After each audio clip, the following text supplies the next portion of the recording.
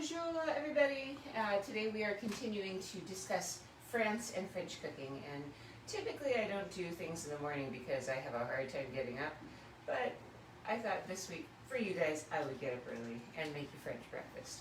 So today we're going to make something called eggs en cocotte. Yeah, that's the cat. I didn't say eggs in a cat, I said eggs en cocotte. But that's okay. Oeufs en cocotte. So what that means is that there are eggs that are put into a little cup, and you put some toppings in there, and then you bake them in a hot water bath, or a bain-marie as they call it. So easy peasy. This is one of the easiest things you can do to impress people for a beautiful breakfast. First thing you do is get ramekins, some sort of container like this. These are the ones, the Pyrex ones that I have that I've had for probably 20 years. These are a little cuter, but you need these and you need to put them into a shallow baking dish. So I have them in this baking dish here. And we're going to just make a little concoction in each of these that will be kind of lightly baked, and then that will be breakfast. So, first thing we're going to do is put in some turkey. So I'm just going to slice this up a little bit. You can put in anything you want. So this is a fun recipe because you can kind of vary it up based on what you have in the house. As always with Cucina Quarantena, that's the idea. You cook based on the things that you've got at hand. But I have some turkey nuts, so I'm going to start there. The other thing I'm going to do, just to be careful, is I'm going to get a little bit of cooking spray, and I'm going to spray these with just a tiny bit of cooking spray so they don't stick. And then to start, typically creme fraiche is what they say you should put in the bottom of this, but I do not have creme fraiche, and that's okay. So instead I'm going to substitute a little bit of sour cream.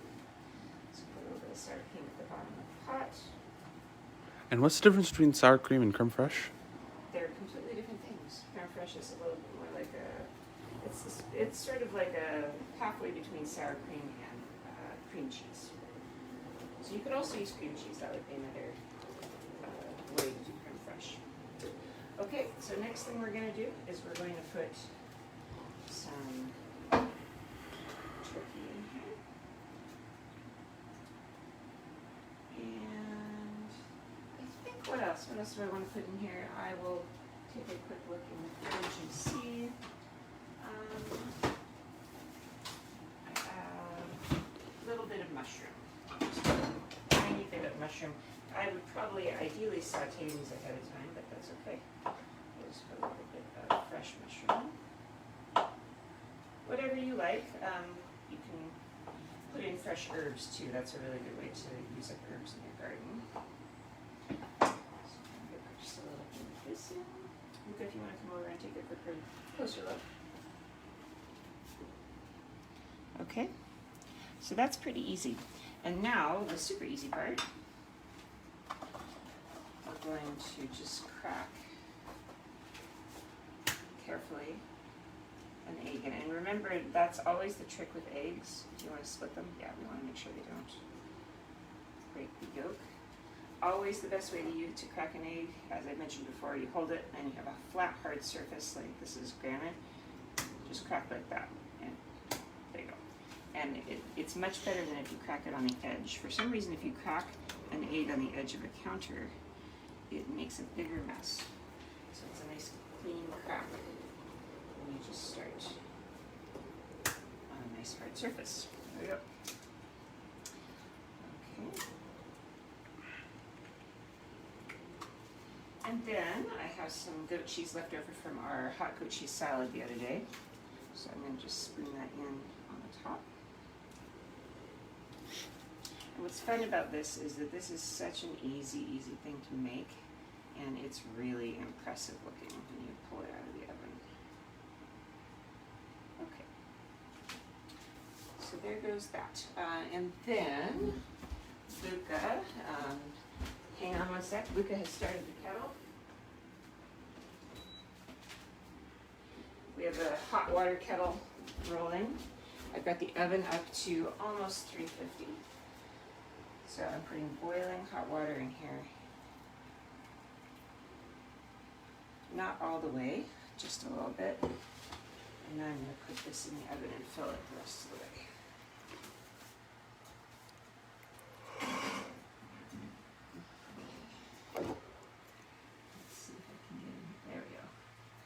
So you want to go more or less about halfway up the side of the cups if you can manage it.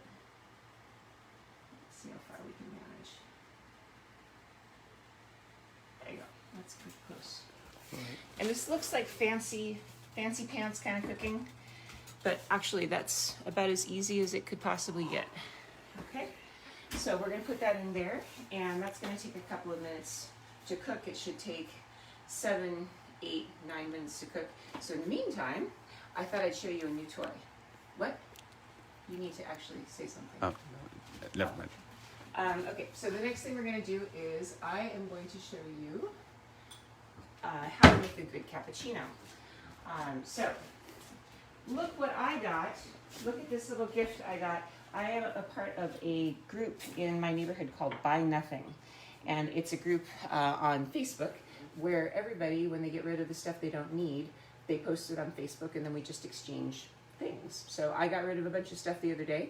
And then as I was putting things up onto our Facebook group, somebody happened to post that they didn't want their espresso machine anymore. So 2 days ago, I got a new to me espresso machine, a lightly used, lovely little espresso machine. So I'm so excited about that. If you don't have a Buy Nothing group in your neighborhood, you should think about forming one, because basically anything that I need, I don't need to buy.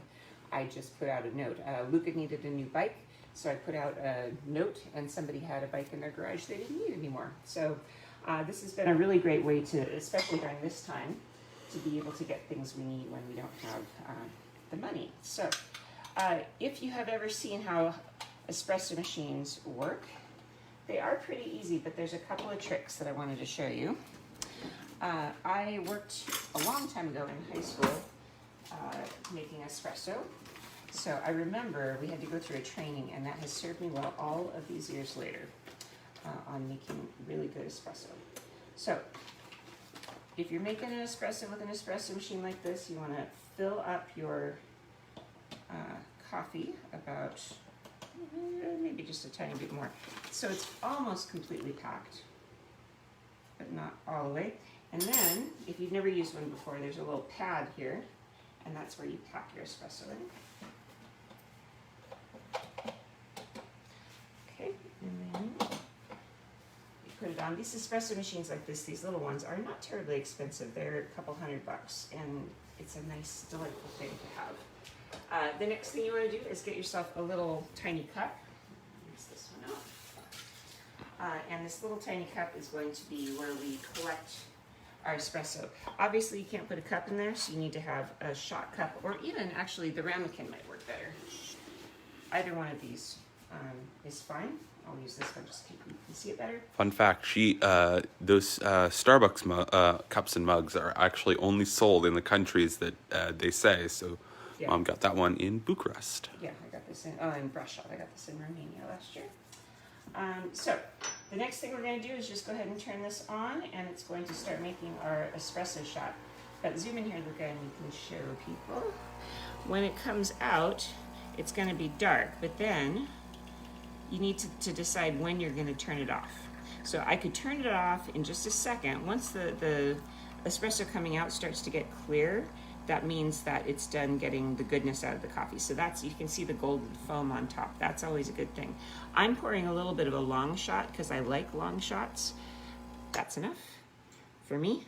If you want a cafe lungo, you can keep going.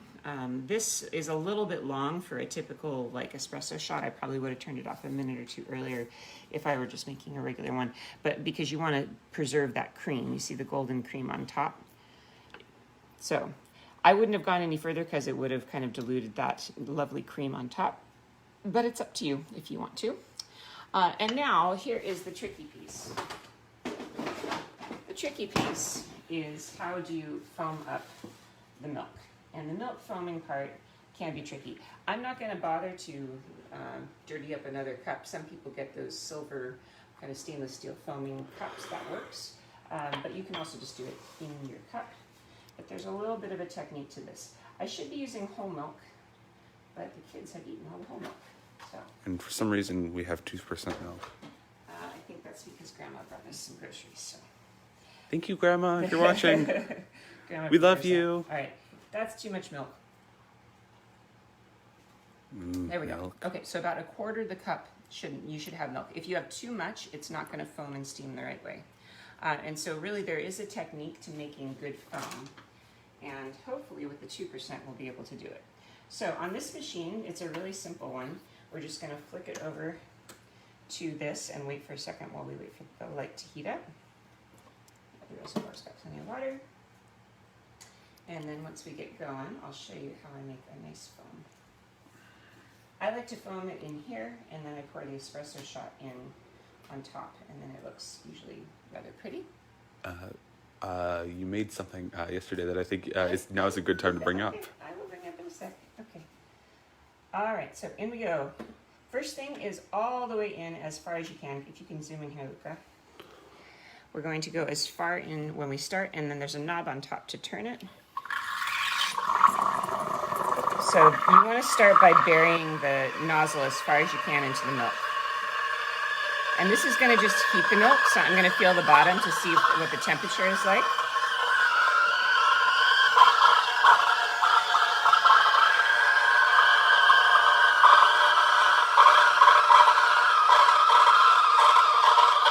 Okay, so it's getting a little foamy on top. Now to make the foam really good, you lift it out.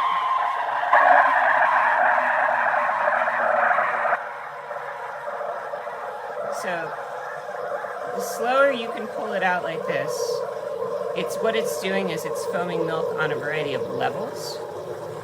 And you can see now it's really starting to get that beautiful cappuccino silky foam on the top. So I'm going to just hold it at the very top of the milk for a second. It's getting really hot.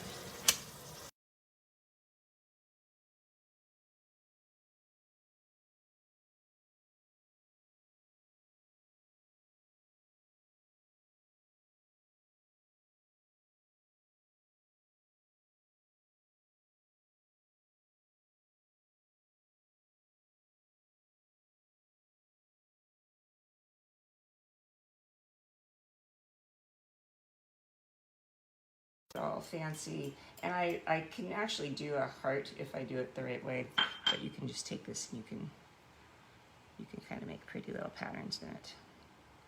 Mine's just a little swirl. So there you go. And then if you want to add a little bit of chocolate, you can. I'm not going to do that. I think I'm going to do a little bit of cinnamon sugar on top of mine. Even though it's maybe not traditional, that's okay. Just a tiny, tiny bit. So, there you go. Homemade cappuccino, which should more or less taste just like a really good cappuccino. Yep, I just saved myself $5 making it in my own home. So, there you go. Not bad. Let's check on our eggs and see if our breakfast is ready.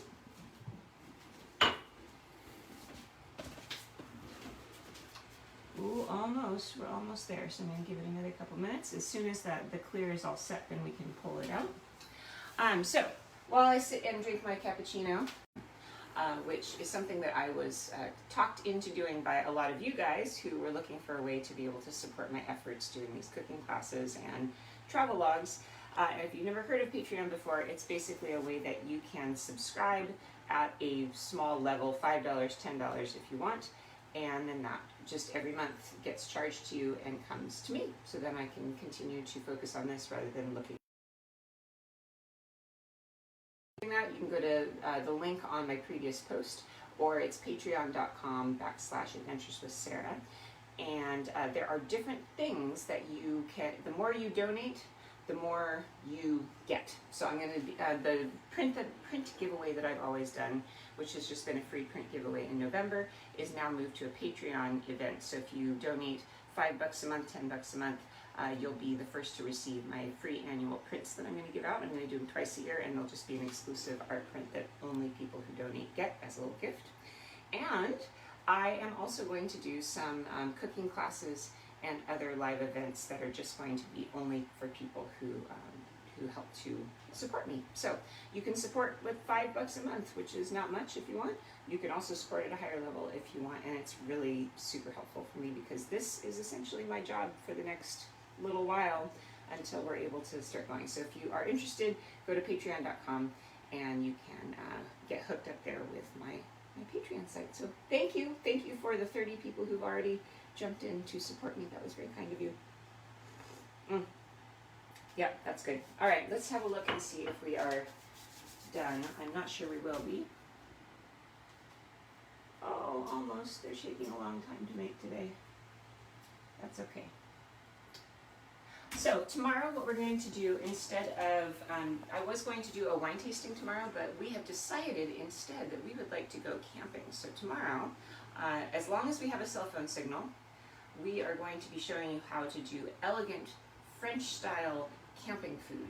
So we're going to take our elegant Cucina Quarantena camping skills and display them for you, because the kids and I are pretty good at camping. Luca, what's your favorite camping food?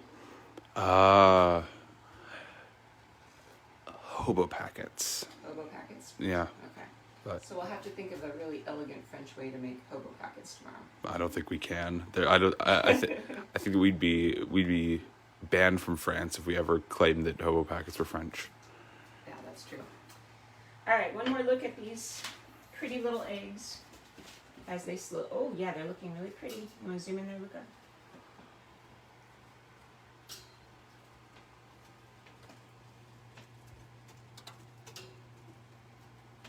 All right, I'm gonna let these cook, and I think we've got probably about another 5 or 6 minutes, so I'm gonna let you guys go instead of boring you, but I'll post a picture in the comments here when we pull them out. So there you go, eggs and cocotte. All it is the ramekin.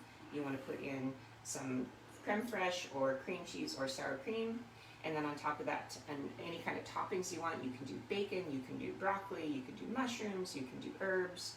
And then a little bit of cheese if you want. The classic one has ham and Emmental cheese, and then an egg, and then you can top it with a little bit of cheese. Once these come out, I'm going to dust them with a little bit of paprika and salt and pepper. So there you go, super easy French breakfast. So have a wonderful day. Au revoir, everybody, and we will see you again later this week. Coming up on Friday is going to be our tour of Avignon with a couple of my friends in France, and I really hope you will join us, because that's going to be a lot of fun. So see you later on French Week. How do we say see you later, Luca, who is our French speaker? Bonsoir. Bonne journée, right? Bonne journée, ouais. Bonne journée. Sorry, Have a great day. Ciao. Au revoir.